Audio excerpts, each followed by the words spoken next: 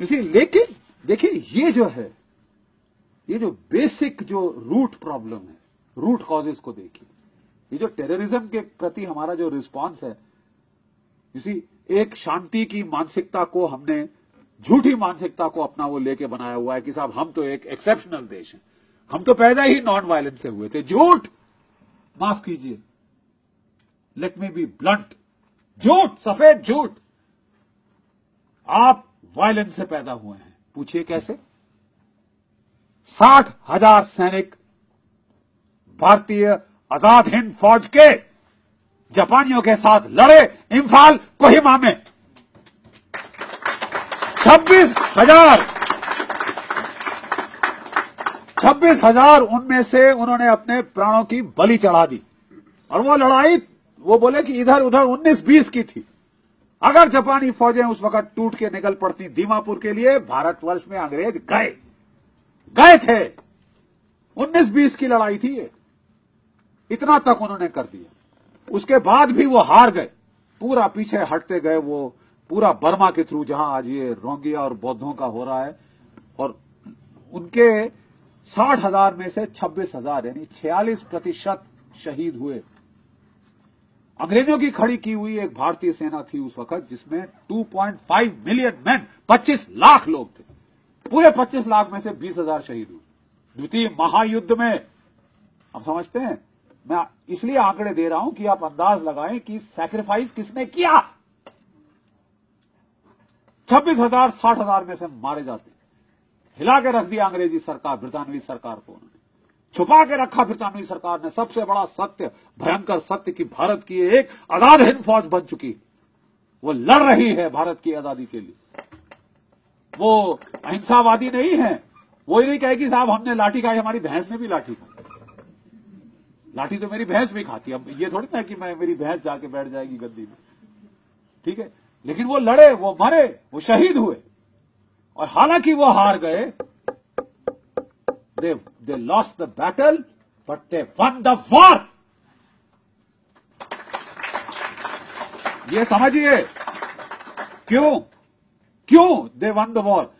जब लड़ाई खत्म हो गई, अंग्रेज सोचे हम जीत गए, ट्रायम्फलिज्म, हमने इनको धूल चटा दी, नाको चने चबवा दिए। भारत की जो भी आजादी की बात कर रहे थे, लड़ना चाहते थे, हो गए ना पस्त। तो उन्होंने आजाद हिंद फौज के 3 अफसर, एक हिंदू, एक मुसलमान, एक सिख, यहां लाल किले में लाके उनका कोर्ट मार्शल शुरू किया।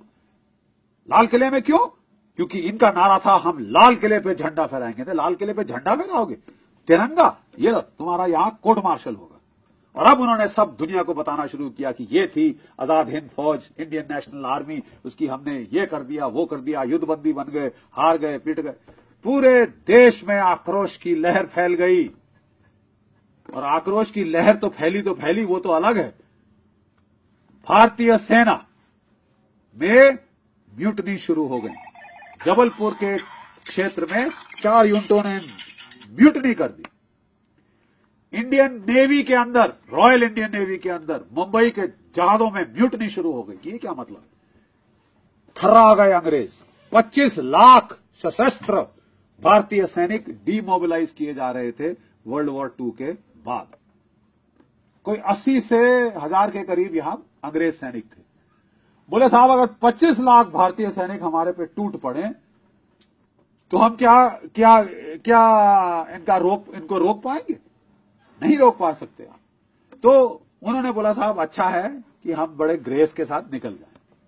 और ये किसने कहा है साहब? अंग्रेज प्रधानमंत्री क्लेमेंट एटली ने।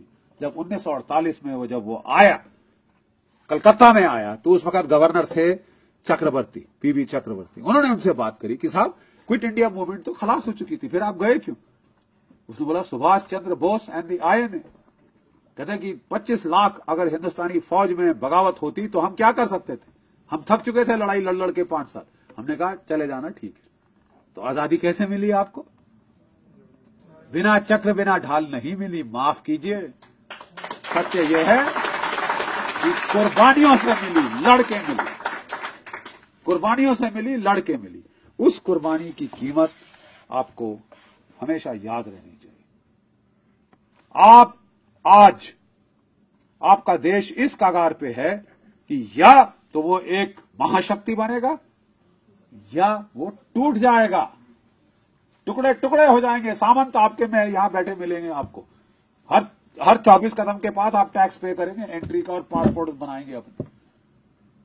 ये हाल आपका अगर कर रहे हैं, आपकी राजनीति की जो दिशा है वो कर रही है। इस दिशा को हमें मोड़ देना होगा, भारतीयता को हमें प्राथमिकता देनी होगी।